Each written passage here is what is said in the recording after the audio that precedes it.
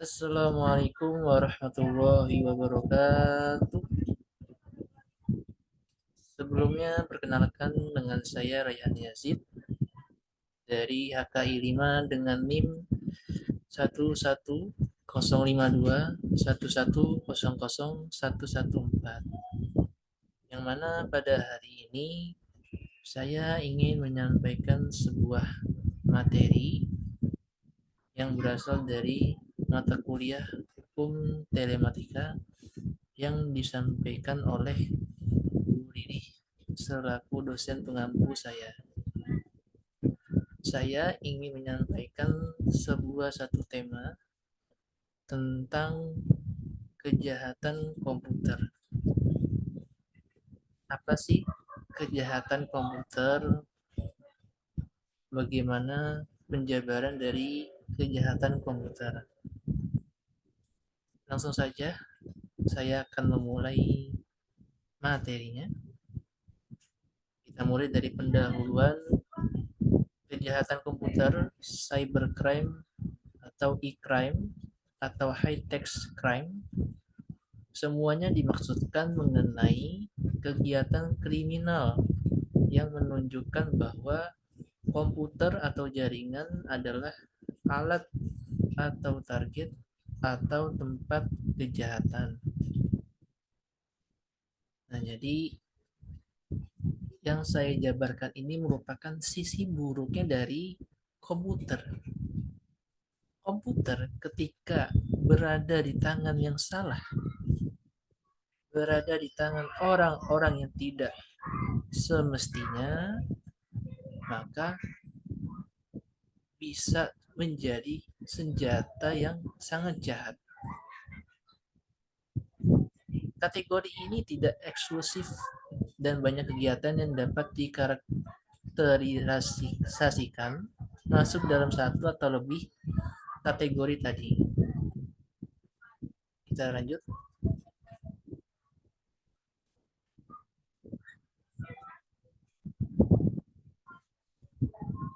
Meskipun istilah kejahatan komputer atau cybercrime lebih tepat untuk menjelaskan kegiatan kriminal di mana komputer atau jaringan adalah bagian penting dari suatu kejahatan. Istilah ini juga kadang-kadang digunakan untuk menjelaskan kejahatan tradisional seperti penipuan, pencurian, pemalsuan, dan penggelapan atau embezzlement yang menggunakan komputer atau jaringan guna memfasilitasi kegiatan haram. Jadi kejahatan komputer ini meneruskan model-model kejahatan tradisional seperti penipuan, ya, penipuan online ya, termasuk yang saat ini sedang viral oleh seorang wanita yang bernama Deborah yang berusia 18 tahun itu menggelapkan uang tiket Coldplay yang ada di Senayan tersebut sebesar 15 M, atau ada yang mengatakan 1,3 M. Itu luar biasa sekali ketika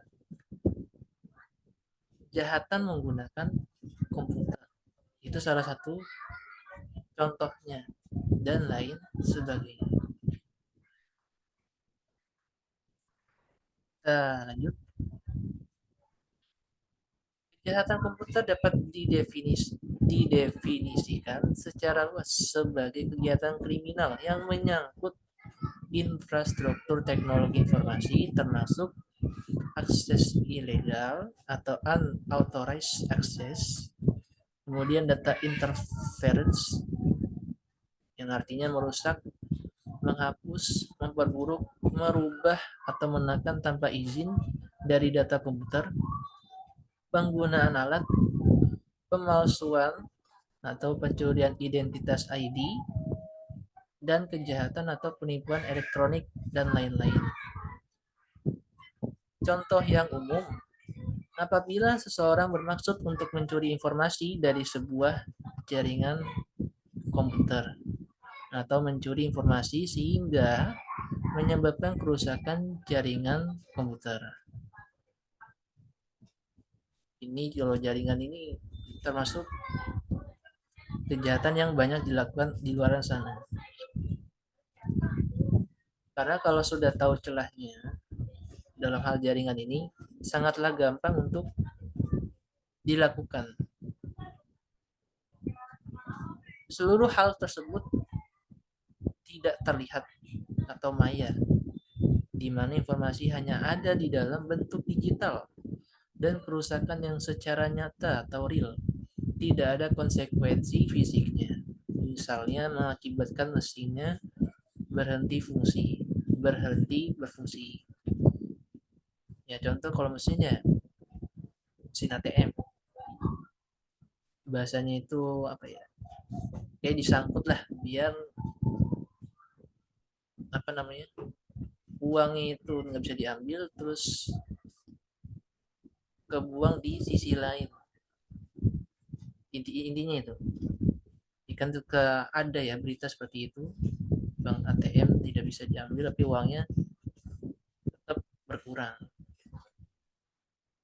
Kita lanjut. Masalah lain adalah kejahatan komputer tidak terus sejalan dengan perkembangan teknologi. Hal tersebut memerlukan pemikiran manusia untuk merubah dan melakukan atau mengulanginya, yaitu dengan melakukan sesuatu yang menyebabkan kehilangan. Kejahatan komputer.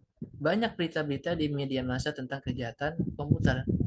Kadang kejahatan komputer dianggap sebagai pahlawan. Persepsi tentang kejahatan komputer berubah karena meningkatnya ketergantungan terhadap internet. Nah, ini poin terakhir ini. Semua sudah serba digital. Semua sudah menggunakan internet. Maka kejahatan-kejahatan tradisional tersebut yang saya sebutkan sekarang sudah pindah sepenuhnya ke kejahatan komputer ini atau kejahatan modern. Maka kita sebagai masyarakat atau sebagai mahasiswa atau sebagai guru atau apapun itu supaya berhati-hati dalam berinternet, dalam mengikuti perkembangan teknologi. Boleh kita update, boleh kita apa namanya mengikuti tren teknologi, tapi kita harus menelaah lebih dalam teknologi seperti apa yang kita hadapi saat ini. Cukup sekian penyampaian dari saya. Alhamdulillah, jazakumullah khairan. Saya kiri wassalamualaikum warahmatullahi wabarakatuh.